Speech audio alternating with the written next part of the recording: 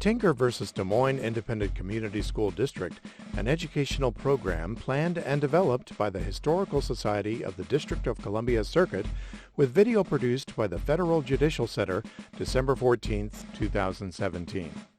Nicholas Sansone sets the stage, followed by Robert Niles and Mary Beth Tinker, who discuss the events that led Tinker to the Supreme Court. The featured portion of this program is a reenactment, led by Zion Sadiq, arguing as petitioner Tinker, and Nicholas Sansone, arguing as the respondent school district, with Judges David S. Tatel and Sri Srinivasan of the United States Court of Appeals for the District of Columbia Circuit, and Judge Ketanji Brown Jackson of the United States District Court for the District of Columbia presiding. A question and answer portion of the program is conducted by Amy Lashinsky. Hello, everybody, and welcome to today's program. We're so glad that you could all be here with us today. Now, just a quick word about today's program. Today, as you probably already know, you're going to see a reenactment of a court case that was originally argued about 50 years ago, back in 1968. So as you know, the law tells us what we can and can't do, but it also tells governmental entities, such as public schools, what they can and can't do. So the case we're looking at today was brought by several students who believed that their school had violated the law, specifically the First Amendment of the United States Constitution, by restricting the students' right to express themselves freely. The students lost in the court where they first filed suit, so they appealed to a higher court, arguing that the first court was wrong. In this second higher court, a group of 8 judges heard the case and split evenly, 4 judges agreeing with the students and 4 judges agreeing with the school. Because there was a tied vote, the first court's ruling in favor of the school board remained in place. So the students asked the Supreme Court, the country's highest court, to hear their case. The Supreme Court agreed to hear the case, and today you're going to be hearing the arguments the lawyers for both sides made when they appeared at the Supreme Court. 3 of our judges will be playing the roles of the Supreme Court justices who heard the case back in 1968. My friend Zion, over there, and myself, Nick, will be playing the roles of the lawyers. Zion and I work for one of the judges you will meet later today, as do our 2 friends, Amy and Robert. You'll hear from Amy and Robert today as well. But before we do the reenactment, it's important for you to have some context about what the case is all about and how it ended up at the Supreme Court. So we are very lucky today to have with us Mary Beth Tinker. One of the students who initiated the lawsuit will be studying today. So my friend Robert is going to speak with Mary Beth a little bit about the events that started her on the path to the U.S. Supreme Court. So let's go ahead and welcome them.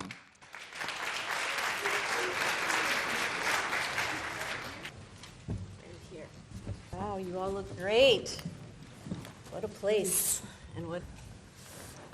So Mary, for coming in today. Oh, it's great to be here. Wonderful students, teachers, Judge Robert. Thank you for having me here today. Thank you. In a few minutes, we're going to see a reenactment of a Supreme. And that case is called Tinker. That's pretty funny right there. You are Mary Beth Tinker. Tell us what exactly you did 50 years ago it all started. I'm up in mighty times now. Does anybody think what's going on right now? Yeah, let's hear it. All right. It was mighty times. Like, I saw some kids on TV one day, amazing. They were in Birmingham, and they were singing songs like I was singing earlier, Little Light of Mine, I'm gonna live on, and they were standing up for what? Equality, racial justice, right? Wow. Martin Luther King was writing his famous letter from Birmingham. But the kids said, that's okay, got you covered. We're going to march and sing and stand up for justice. And so I saw them on, and they were so amazing because put dogs on them. And the fire department put fire hoses on them. Who's seen these photos? Yeah. The photos went all over the world. And they went to our living room where I was growing up. And they inspired us to speak up and stand up for things that we in democracy and for love, motherhood. And those that we learned in church where my father, he was a Methodist preacher. Our teachers taught us about democracy, and my father taught us about mother and so many others. So in 1965, I saw the Vietnam War building up and on TV. It's really a story of journalism, how wonderful journalists are, and bringing us these stories. Others know what was going on in the world. So in 1965, we saw the Vietnam War building up, and it was bad, and there were children running from their burning huts, and soldiers lying in bombs. It was really sad. We read about Birmingham, but now we read about the Vietnam War. And so we didn't know what to do. It's like a 7th grader told me recently, I see the news and I feel so sad. I know some of you feel that way. But she said, I don't know what to do. That's how we felt. Students in Des Moines had an idea to wear black armbands to school to mourn for the dead in Vietnam. Because Birmingham kids marched in. The Ku Klux Klan did something to punish Ku Klux Klan. Yeah, terrorists. They're white supremacists, and they're still around. Ku Klux Klan to punish the children who marched and put a bomb in their church right on, knowing the kids would be in church. And the bodies of 4 little girls were found in the church. They were ages, me and my sisters. They were 11 years old. And James Baldwin, yeah, he's a great writer, and Bayard Rustin, they wrote a letter and said, well, mourn for the children who were killed. We should wear black armbands. And that's when, in 1963, when the girls were killed in Birmingham. By the way, the lawyer after the Ku Klux Klan for that to the Senate in Alabama. Yeah, wow.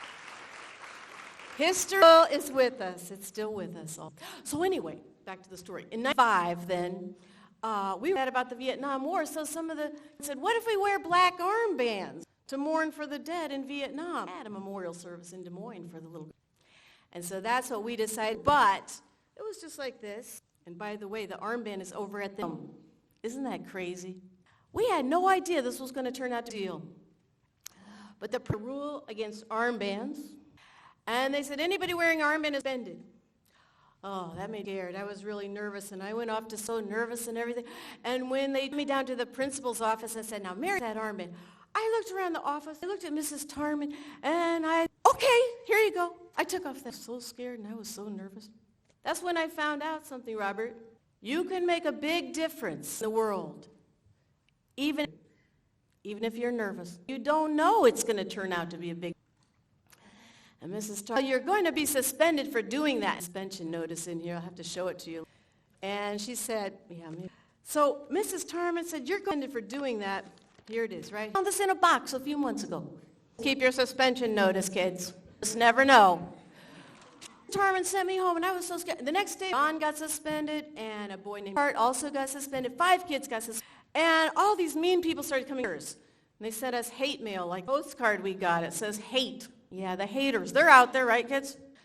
Yeah, they threatened to bomb our house. A group called the American Civil Liberties said, we're going to help these kids because they should have their rights too. The American Civil Liberties Union, that's what the ACLU, came and started helping us, and they said, we're going to have to always try to negotiate this agreement. So we did, and you should do that today too if you disagree with, try to work it out. So we tried to change their mind, but they wouldn't change. So we had to, okay, there's 3, right? Tell me the 3 branches. Legislative, executive, judicial. Which branch are we at today? Judicial. Thanks, judicial. Thanks to the judicial branch, yeah. Where's our judges? Thank you, Justice Tatel. Okay, so anyway, the ACLU said, we're going to have other branch of government, the judicial. So that's what they took it to court, and we lost. And we lost at the appeals court. And I thought, of course we're going to lose. Nobody's going to say kids have rights. But then it was appealed to the Supreme Court. Amazingly, by this time, I was in 8th grade. Who's in 8th grade? Yeah, just like you. When I started, I was in 8th grade. Then I was in 11th grade, and I couldn't believe court with people, Fortis, William Brennan, Thurgood, Justice, voting that actually do have rights in the public schools and enter the gate of the public school, use their rights, and neither do teachers. And they said one of my favorite things, which is that students are persons. Yeah, that's kind of good, right? You like that, guys? All right, you are persons. With rights and responsibilities of persons, and they said there are 2 things you can do. Schools. Number 1, disrupt school. Disrupt school. They said that's still not allowed. Yes, you have your right to free speech. Cannot substantiate and cannot impinge on the rights of whatever that means. And that's been debated ever since, probably why this has been cited over 6,000 times, I checked, in student speech cases. So I'm a nurse. I went on in my life idea that this was going to be such a big deal. I worked mostly with kids. I was working last at a hospital with teenagers. Prince George's. Yeah, Georgia. And I said, you know what, I'm going to leave the hospital and I'm going to start talking to kids about their rights and how they should, because I said kids aren't getting a good deal in society. Like right now, I have a red ribbon that I'm wearing that was given at American University by some teenagers. So, yeah, where's the students from school? Yeah, thank you. Thank you for giving me the ribbon. This is to Ali, who was a student at a charter school, and he was killed about a month or so ago. I'm mourning right now today also for a student at Wilson High School, Jamari, who was killed by gun violence. Students are about all of these things and about racial justice and about the environment and about this. I know you all want, but you said you wanted school. You all are standing up. And so I listen to students all over the country standing up and using their First Amendment right.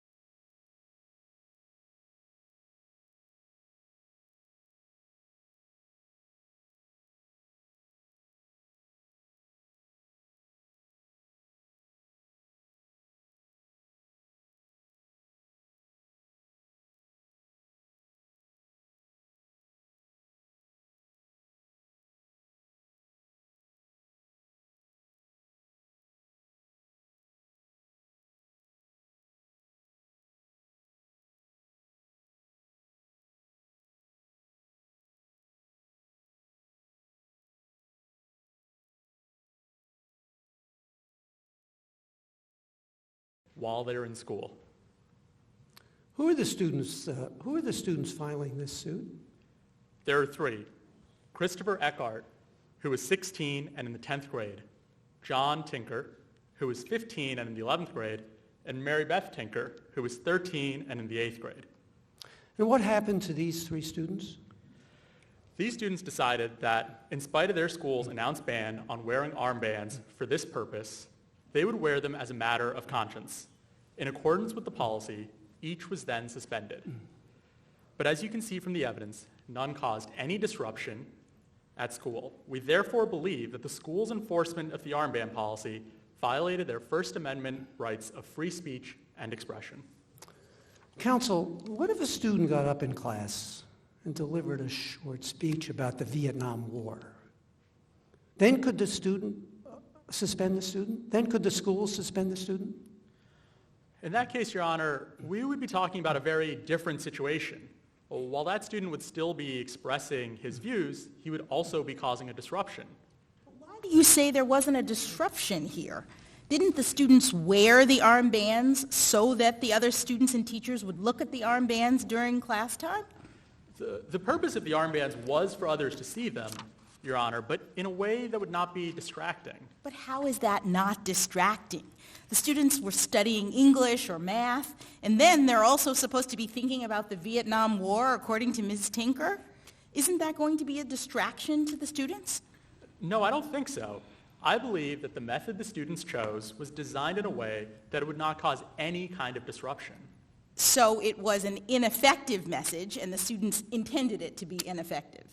No, Your Honor, they certainly intended their message to be effective, but they sought to convey it in a way that would not distract other students for more than a few minutes, just as many other things do in the classroom, which are allowed from time to time. Counsel, it can't be that the students were simply trying to stop the students from being disruptive while in class. The schools prohibited the students in the prohibited students in the cafeteria, in the halls. They prohibited the students from wearing the armbands at any time in the school, right? Yes, that's right. Let me ask you this. What if, instead of armbands, the students wore big buttons on their shirts that said, "Stop the bombing in Vietnam"? I think the school could not ban that either because the buttons wouldn't be distracting. As a matter of fact, students in Des Moines schools wore a number of political buttons, some supporting different presidential candidates. Counsel, under your view, then, this policy wasn't really about preventing distractions because the school allowed students to do other things like wear political buttons that would be distracting in the same way that the armbands were. Am I summarizing your view correctly? Yes, exactly, Your Honor. The policy was directed at one specific kind of conduct, wearing black armbands, when there were so many other things students were doing that were very similar, such as wearing buttons that said, "Vote Nixon," and things like that. The school didn't attempt to ban any of those other things. The school simply singled out this one type of conduct without any reason. Well, would it be okay then if the school said no political messages by the students? No buttons, no signs, no armbands? What if they did that? We still think that would not be allowed because the school would be banning speech that is not disruptive.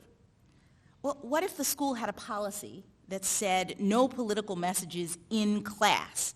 Let's say the students were allowed to wear the armbands at lunch and in the hallways, but not in class. Your Honor, I don't think the Constitution allows that policy either. In my view, the Constitution requires that students be allowed to express themselves even in classrooms as long as they are not disruptive. Well, what would qualify as being disruptive in the classroom? If you don't think wearing an armband or a button is disruptive, then what would be? I think you'd have to look at it on a case-by-case basis. But generally, the student's conduct would have to do more than simply get other students to look away from their teacher for a brief moment. Well, what if a student wore a T-shirt with a very provocative message on it that might make some students sad or angry and cause them to lose focus for 5 to 10 minutes in class? Would that be enough of a distraction for a school to ban the T-shirt? Again, I think it would depend on the circumstances. As I said before, there are many things that distract students in class. A message that distracts a few students' attention for a few minutes hardly seems disruptive.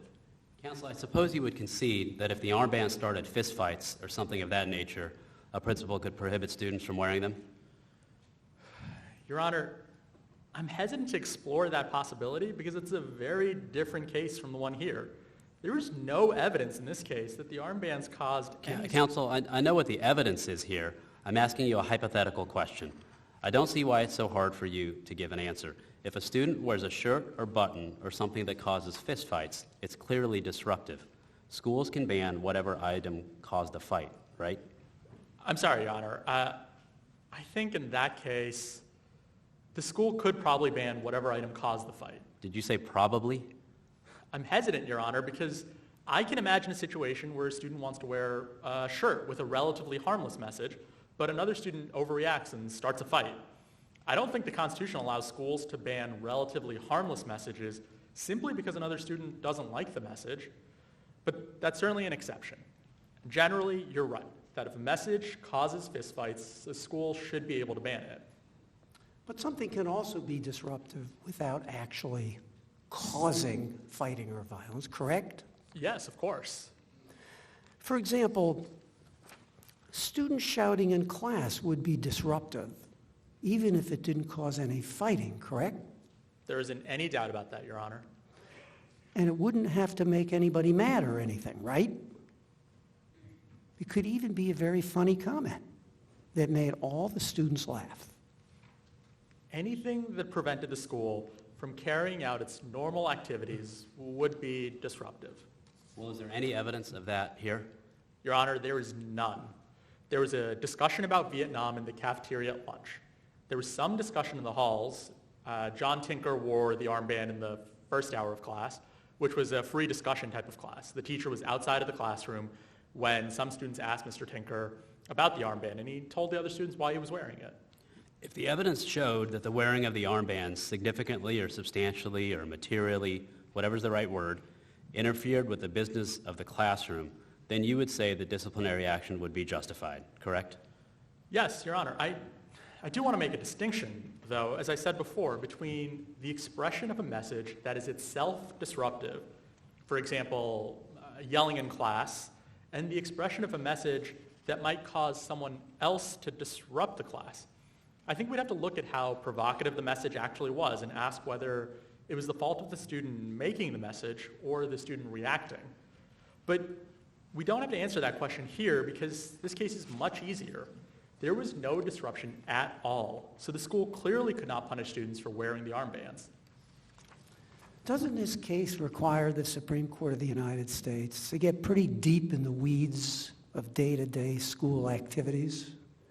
Shouldn't we just leave these matters to school boards, who are the experts when it comes to running schools? I agree that school boards have a difficult task when trying to address these issues.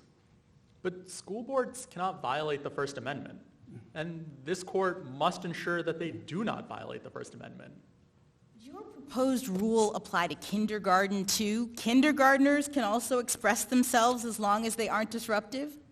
Well, to the extent, Your Honor, that kindergartners have views and can express them, I think the same rule would apply. I don't think there should be a special rule for kindergartners. It might be the case that it would be easier to disrupt younger children, so the types of messages a student could make would be more limited. But if there's no disruption, then the students should be able to express themselves. If I may, Mr. Chief Justice, I would like to reserve the remainder of my time for rebuttal. Thank you, counsel. We'll hear from respondent. Mr. Sansone.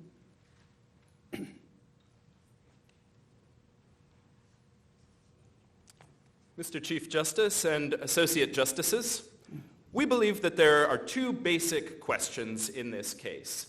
First, must schools wait until violence and disorder occur before they act, or can they act when they reasonably and in good faith believe that student expression will lead to disruption? Second, does this court want to have to review every decision of every school district made in good faith and in school administrators' reasonable judgment? Counsel, how many students were involved here? 7 wore armbands, Your Honor. 7 out of 18,000 students in the Des Moines School District, and the school board was afraid that those 7 students wearing armbands would disrupt 18,000? Well, I think if the court would... Am I correct? That doesn't give us the entire background about the environment in Des Moines, Iowa schools at the time the armbands were worn. As we view it, the right to freedom of speech on school premises must be weighed against the right of the school administrators to exercise reasonable judgment to avoid disruptions in schools. Petitioner's counsel just told us that there was no disruption. Well, Your Honor, although the school board didn't point it out, one of the students did say when he was interviewed that 2 boys wearing armbands were punched. Is that unusual? How many boys are normally punched each day in the Des Moines school system?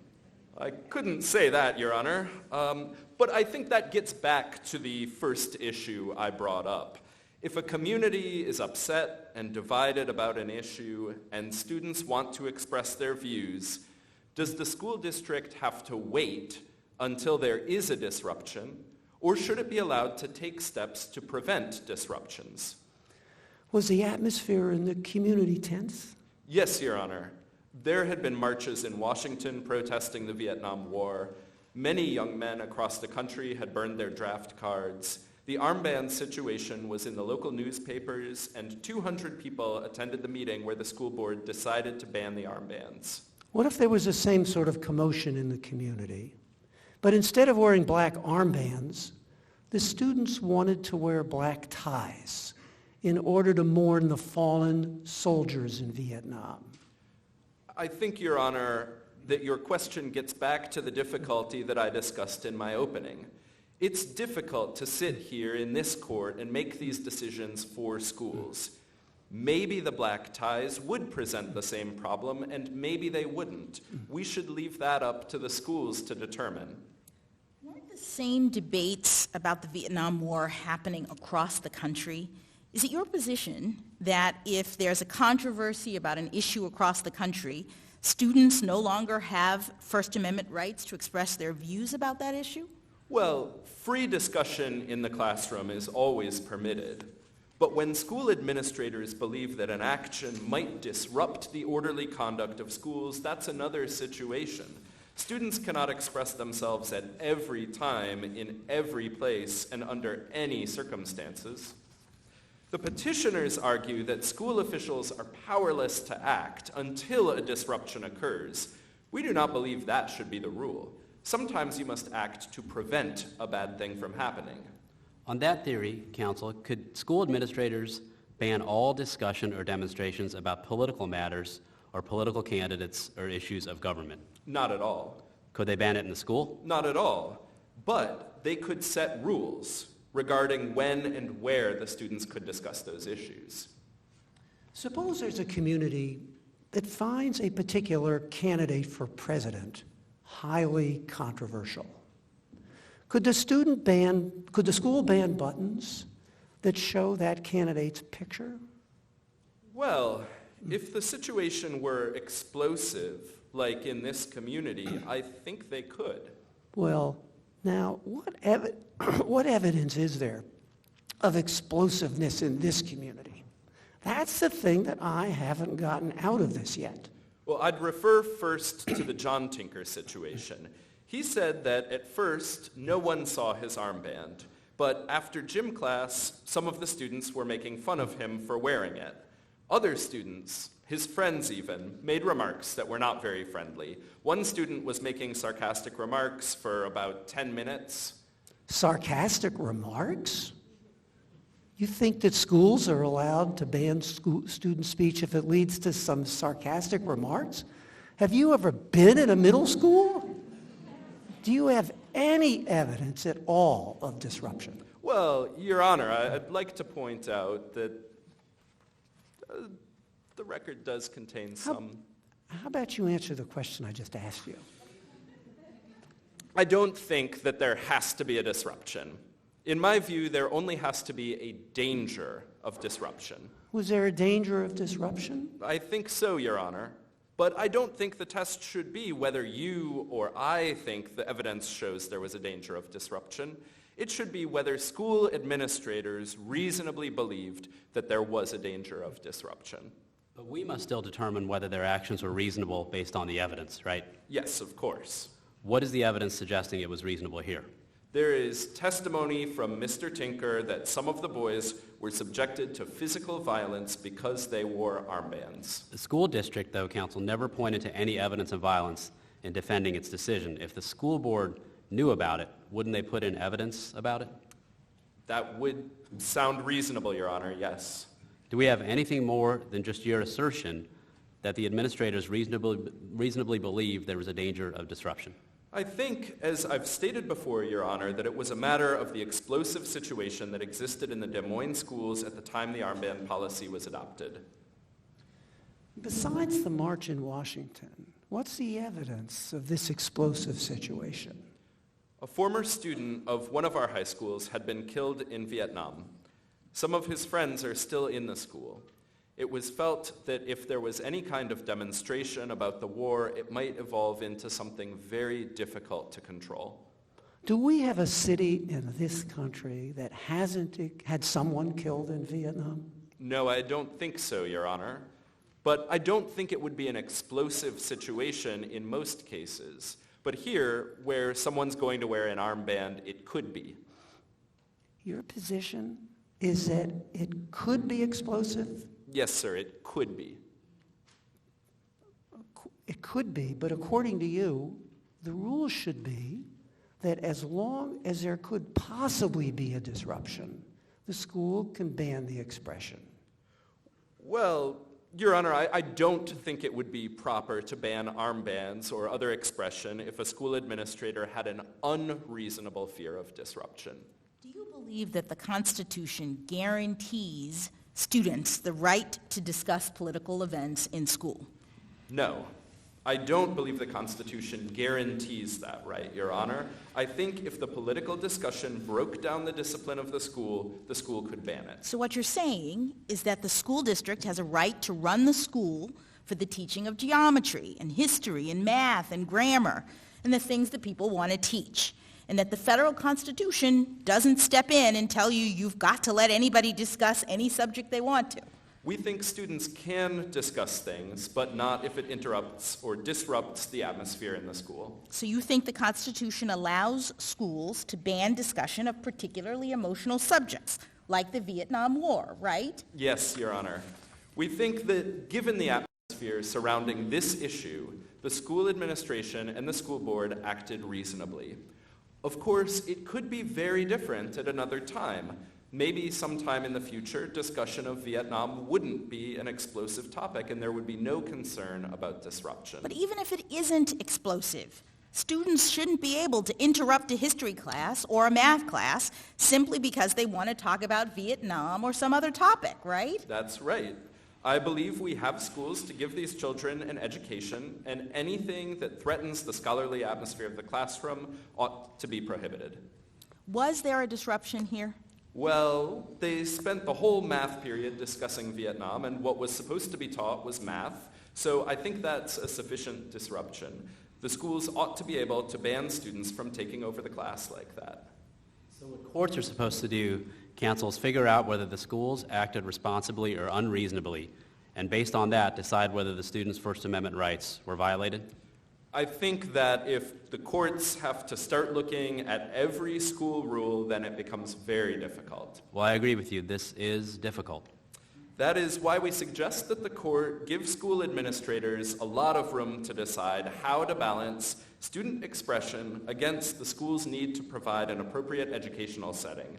If courts do not respect school administrators' decisions, then courts will end up examining all sorts of disagreements between students and school administrators. Thank you, counsel. We'll hear a rebuttal from petitioner. Mr. Siddiq.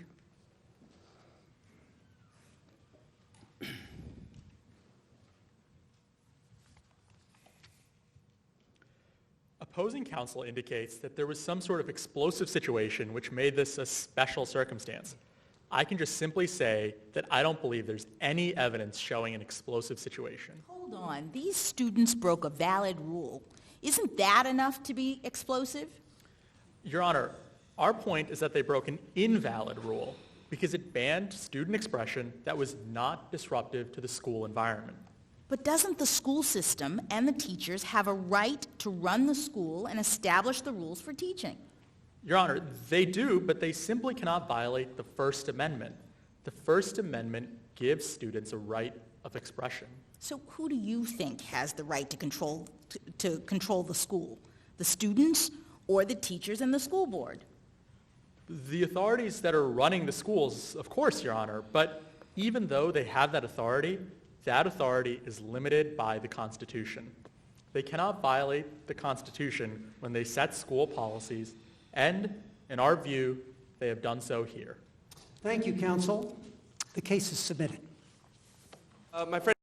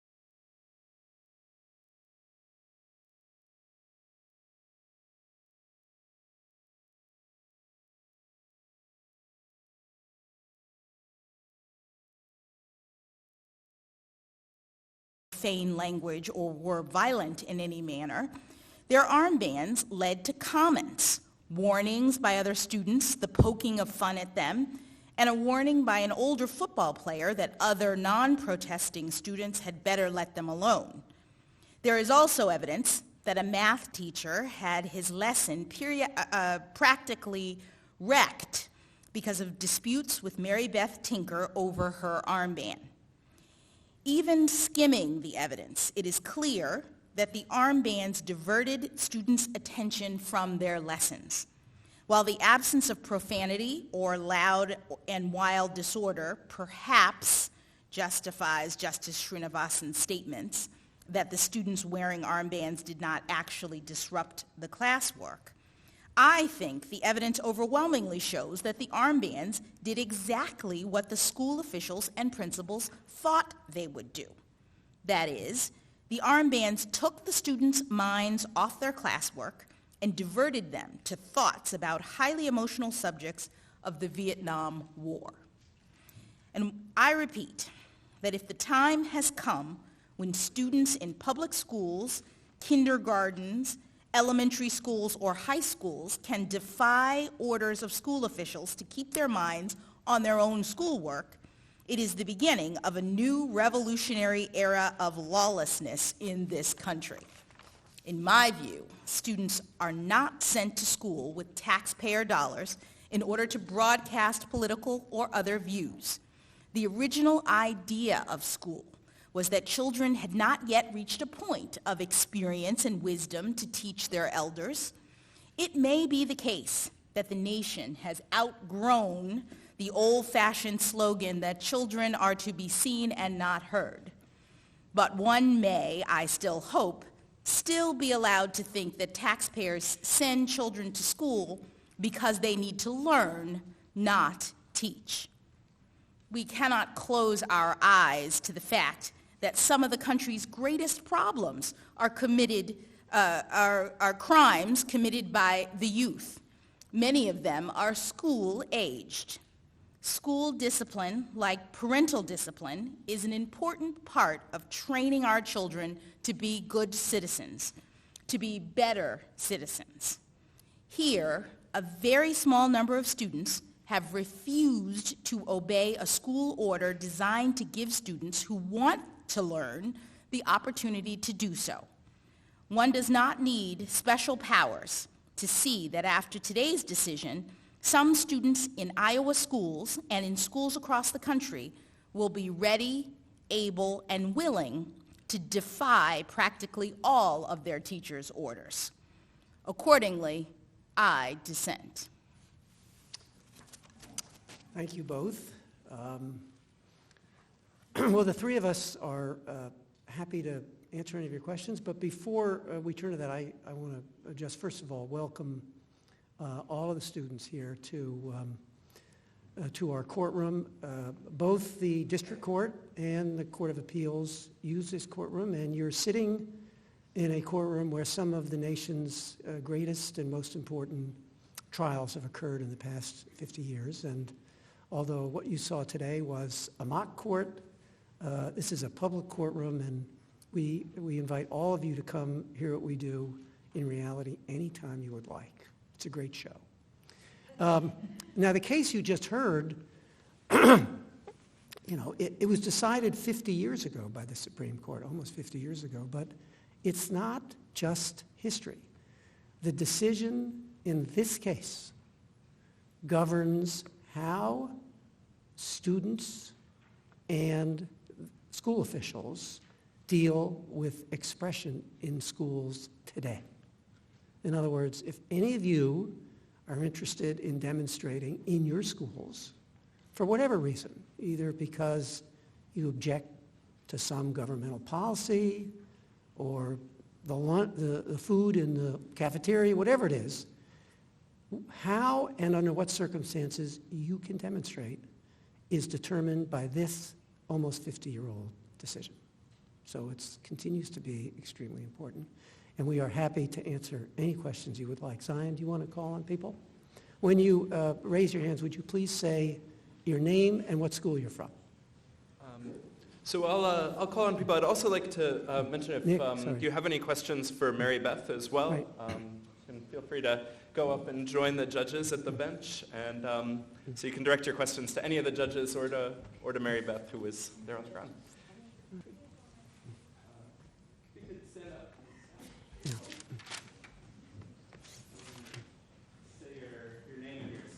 My name is Satya, and I go to school without walls at Francis Stevens.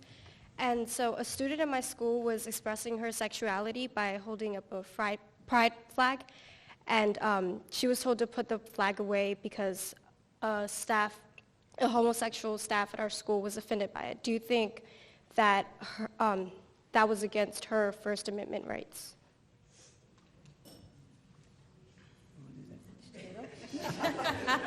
I mean, it's very, go ahead. I was just going to say it's very hard for us to evaluate specific circumstances without knowing all of the facts in the situation. It's also hard for us to comment as current judges about the law in a hypothetical way, in this way. So I guess my answer would be, I don't know. Judge Tatel? Well, I mean, we'll think about how the court would think about that question from what you just heard. I mean, as you heard from both Justice Srinivasan's opinion for the court and the questions that we were asking, the basic question that anyone would have to answer is this. The student you're talking about certainly has a right to express herself, but she can't do it in a way that disrupts the school or disrupts the educational process.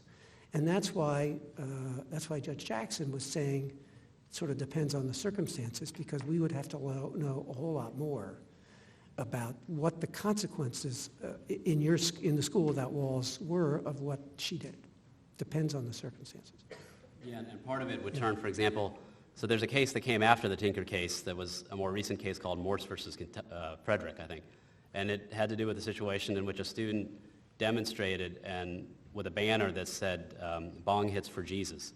And that case went all the way to the Supreme Court. And the way the Supreme Court resolved that case is it said that that was a situation in which school officials reasonably thought the banner promoted illegal drug use. And if it's reasonably thought to promote illegal drug use, then that's something that school officials can take action against. And in the opinion, it specifically draws a distinction between that and political speech. And so you have to sort of think about what are some of the data points that inform how a court's going to look at it. What's the nature of the speech? Is it political speech, or is it something else like the court perceived was at issue in the Morse case? And what's the justification that the school gives for restricting the speech? Is it because they're worried that people will react to the speech in a way that's going to stimulate debate? Well, then the Supreme Court in Tinker thought that that was the kind of thing that maybe school officials can't do, that they have to allow the speech. Or are they worried that it's going to, for example, in Morse, promote illegal drug use? That's something that the Supreme Court thought school officials could take action to countermand. So it depends on what's the nature of the speech, what's the justification given by the school and school officials in reaction to the speech, and how do those things balance? I go to school without walls. So most specifically in this case about the Tinker case, because they wore the armbands and there was no violence involved, then that prevented the school from banning it. But I have a similar analogy. So let's say if someone is wearing a shirt and it's about transgenders and that causes violence, but nowhere in the Constitution does it protect transgenders or your sexual orientation, including gays. And I want to talk about a case because I know that freedom of speech is very subjective, whether you're expressing yourself through your freedom of speech or whether you want to restrict others from your freedom of speech. And I know that you have a background on the case and you know about the case, so I want to ask about your opinion on the cake case because that happened most recently. So I want to ask you, do you believe that's prohibiting your freedom of speech, or do you believe that they have that right based upon their religion?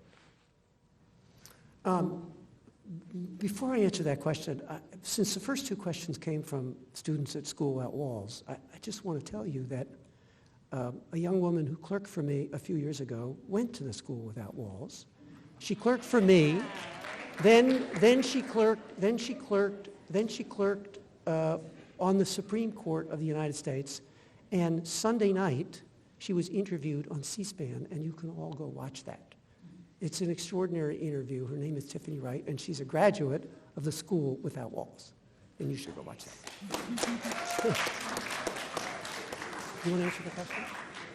It's about KKK?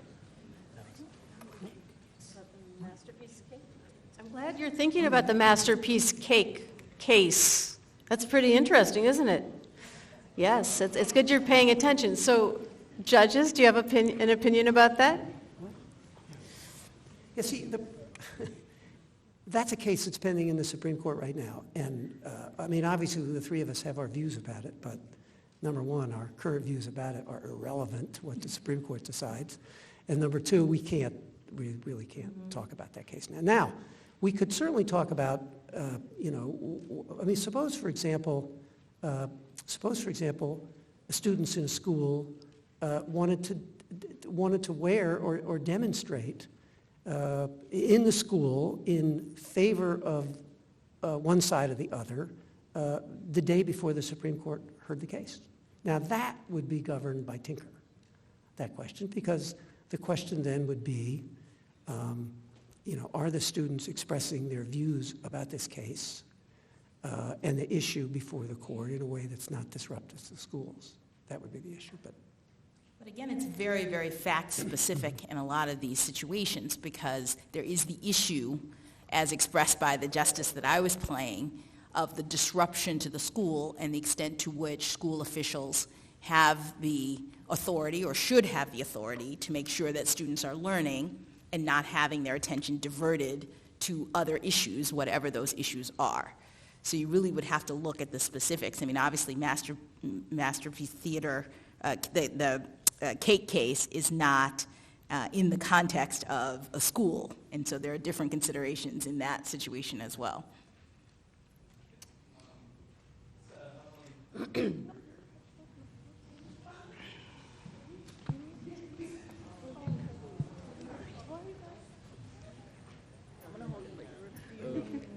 All right, my name is Antonio, and I go to, my last name? Okay.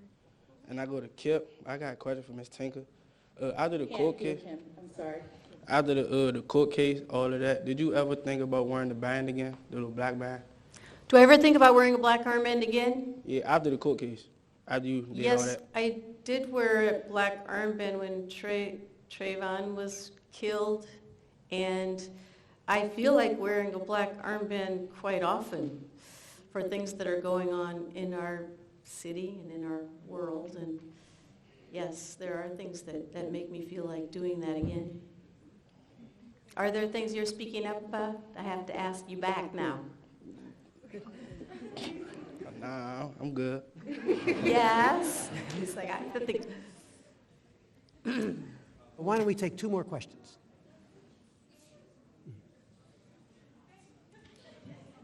Any more? Are there no more questions? Strickland, and I'm from Capital City Public Charter School. And my main question was more towards the judge that chose to dissent, because I found it very interesting that that judge said that the student expression in that case, like if it were to be allowed in a wide variety, that it would cause more disruption than if it were like controlled as it was.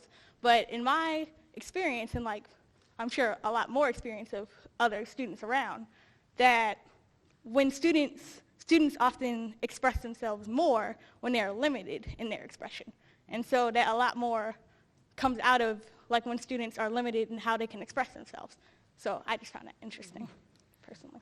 I think that's a good observation. One of the things that I found interesting about this justice's opinion was that, and this was Justice Black, by the way, I think he really focused on the degree in which the students were breaking the rule. So it wasn't so much the substance of the speech, or if the school had allowed students to speak, then I don't know that he would have been so upset about it. But it seemed as though the thrust was, there's a rule that the school officials and the school administrators have put forward. They've told you not to do this. And who is the Constitution to say that you have a right to do this in the context of the school, because it is the administrator's position. I think the point that you put forward is a good one, because I think you're questioning the school officials' justifications. Like, why would they have this rule, I think you're saying, because if you have a rule like that, you're actually encouraging more disruption than letting the students do what they want. And I think that's a fair point.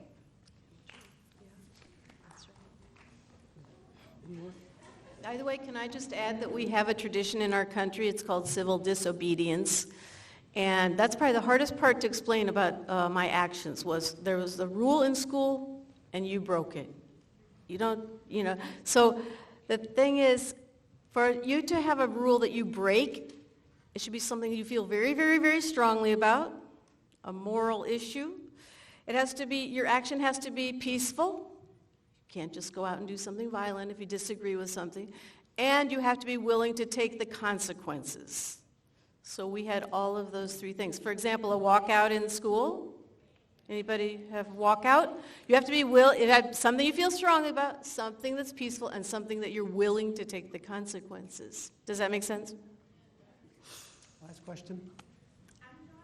I go to HD Woodson, and we established that is limits on students and their freedom of speech. Do you believe that teachers have a limit on their freedom of speech too? Because we didn't actually talk about what happened with the teacher. Glad you brought that up, because actually teachers' rights and students' rights are very much connected. When it's a good time for students' rights, it's usually a good time for teachers' rights. When it's a bad time for students' rights, like now, it's usually a bad time for teachers' rights. And that's a whole other area that we could talk about. All of you teachers, there have been articles written about. American University Law Journal just had a whole article about that not too long ago, the connection to teachers' rights and students' rights. And yes, it is very much connected. In this Tinker ruling, it says that neither students or teachers leave their constitutional rights at the schoolhouse gate. Well, thank you. First of all, I want to thank Mary Beth Tinker for joining us today. It was just Thank you all. extraordinary. Thank you very much. My honor. I was honored to be here. Thank you all so much. Yeah, Tinker versus Des Moines was just a title of a case to us. Now it's a real human being. So thank you for being here. Thank you all. I hope you've enjoyed this. I renew my invitation to all of you to come see us in real. It's lots of fun. So I'll ask our court clerk to call an adjournment. Thank you.